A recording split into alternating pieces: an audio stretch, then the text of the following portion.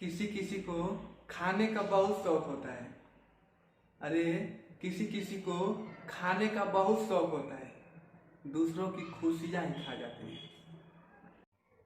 सही वक्त पर करवा देंगे हदों का एहसास, सही वक्त पर करवा देंगे हदों का एहसास। कुछ तालाब खुद को समंदर समझ बैठे हैं। ओरिजिनल ओरिजिनल होता है, किसी के कॉपी करने से हूबहू नहीं लगते बेटे।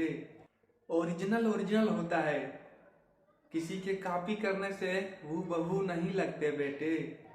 और मैं तो बुरा हूँ और बुरे आदमी के मुंह नहीं लगते बेटे। एक शायरी माँ बाप के लिए कि वो मेरे पास है तो मैं राजा हूँ, वो मेरे पास है तो मैं राजा हूँ।